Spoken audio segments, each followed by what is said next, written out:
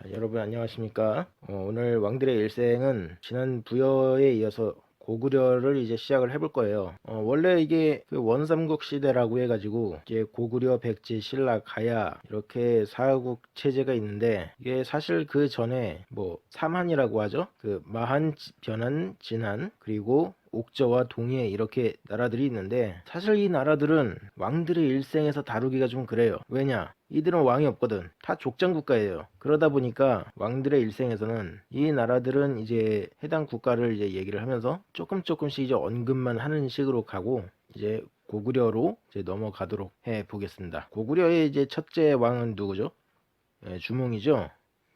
사실 지난 부여편에서도 이제 주몽이 이제 등장했는데 이게 주몽은 그러니까는 신화상에 의하면은 그 아버지가 이제 부여의 시조 해모수고 그리고 어머니는 이제 강혜신 하백의 딸 유화죠. 그렇게 나와 있는데 주몽이 이제 태어났을 때를 보면은 유화가 금화 왕의 이제 그 손님으로서 이제 왕궁에서 생활을 하다가 이게 산통을 느끼고 이제 출산을 하는데 알을 낳았죠. 그리고 그 알을 이제 금화 왕이 보기에 이게 뭔가 불길한 징조다. 어떻게 사람이 아이를 안 낳고 알을 낳을 수가 있느냐 해서 그 알을 들판에다 갖다 버립니다. 근데 결과는 짐승들이 그 알을 잘 키워줬죠. 그리고 그 알은 다시 유아에게 넘겨지게 됩니다. 그리고 그 알이 이제 마침내 부화를 해가지고 그 안에서 사람이 나오는데 그게 주몽이었죠. 그리고 이제 주몽은 이제 점점 자라면서 힘도 세지고 활도 잘 쏘고 특히 뭐 활 실력은 뭐 우리나라 역사에서 뭐 가장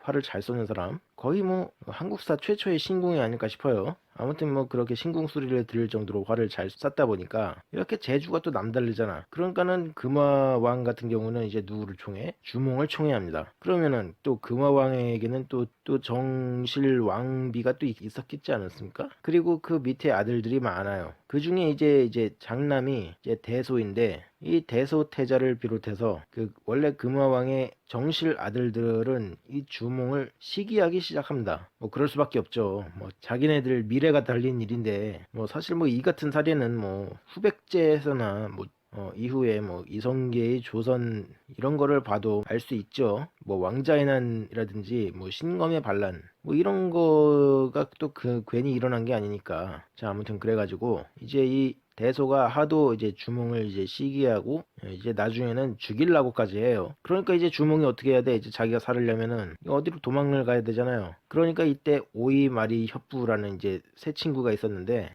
이제 그 친구들이랑 이제 함께 그 우발수를 넘어가지고 졸범부여로 이제 정착을 합니다. 그리고 그 와중에 이제 뭐 제사 무골 또 그 한 사람 이름이 또 생각이 안 나는데 아무튼 그렇게 해서 삼현자를 또 얻게 되고 또 부분노 부위엄이라는 이제 장수들도 이제 투하에 두게 돼요. 이게 그래서 이들이 이제 졸본부여로 이제 정착을 하는데 거기 왕이 연취타발이라고도 하는 그 연타발이죠. 뭐 주몽 드라마에서 이제 탤런트 김병기 씨가 이제 맡았었던 소선호의 아버지 무슨 상단 뭐 그런 걸로 나왔지만 사실 이 사람이 졸본부여의 왕이었다고 해요. 그러면은 그 밑에 이제 소선호는 뭐였느냐? 뭐 당연히 공주였겠죠. 졸본부여의. 그래서 연타발 왕에게는 이제 고민거리가 있었는데 그 말갈족이라고 하는 애들이 계속 이제 그 졸본부여를 막 넘실넘실 대니까 그게 고민인 거야. 그런데 이게 마침 그 주몽 세력이 와가지고 이 말갈족들을 물리쳐 준 거지. 그러니까는 이 연타발이 이제 크게 기뻐해가지고 이제 소선호를 이제 주몽에게 이제 줘요. 그래서 이제 둘이 이제 결혼을 해서 그 고구려가 건국이 됩니다. 그래서 결국 이제 주몽이 고구려의 이제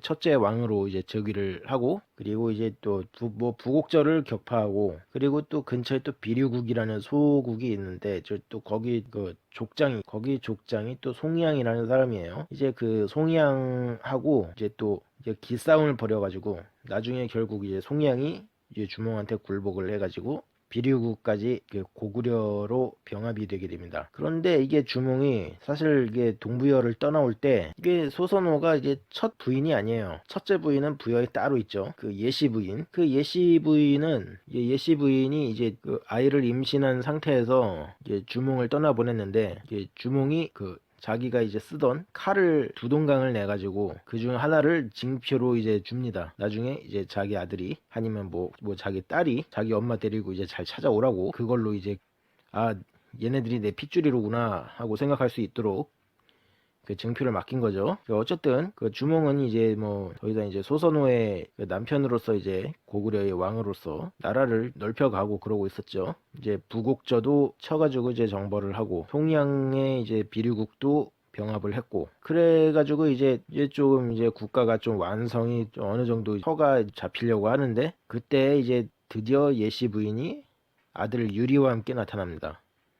그 부러진 칼과 함께. 그러니까는 이 주몽이 얼마나 반가워요. 그리고 사실 이때 또 소선호한테도 후사가 있었어요. 주몽과의 사이에서 이제 비류하고 온조인데, 뭐 비류 같은 경우는 친부가 주몽이 아니라 사실 이게 소선호의 전남편 그 우태죠. 그 우태의 소생이라는 얘기가 있는데, 뭐 일단은 주몽하고 소선호 사이로 생각이 되고 있습니다. 어쨌든 비류하고 온조하고 둘 다 그렇게 비류하고 온조가 그렇게 있었는데 유리가 와버렸잖아요. 그러니까 또 어떻게 또 누군가는 또 떠나줘야죠. 여기서 소선호는 이제 커다란 결단을 하게 됩니다. 어차피 이제 주몽의 마음속에 유리가 후계자를 할 것 같은 그런 느낌이 들었겠죠. 그러다 보니까 소선호는 이제 자기를 따르는 이제 세력들하고 이제 비류 온조를 이제 옹호하는 세력들하고 이렇게 데리고 나서 남쪽으로 내려가게 됩니다. 그래서 그들이 이제 세운 나라가 백제죠. 그리고 이후에 주몽이 유리한테 후계자 자리를 넘겨주고 이게 40세의 나이로 세상을 떠나게 됩니다. 그래서 고구려는 유리 명왕의 시대로 접어들고, 그리고 백제는 비류는 이제 또 미추홀에 가서도 나라를 세운다고 이제 박차고 나갔고, 온조가 이제 새로운 나라를 백제의 원류라고 할 수 있는 십제라는 나라를 세워요. 소선호와 함께. 그런데 이제 비류는 미추홀이 사람 살 곳이 이제 못 되니까 아 여기다 나라 세우기는 틀렸구나, 온조가 옳았구나 하면서 돌아와서 이게 나라가 이제 합쳐지고 하니까 십제가 이제 백제가 되는 거죠. 자, 그러면은 이제 다음 시간에는 유리 명왕에 대한 얘기를 해보도록 하겠습니다. 안녕히 계세요.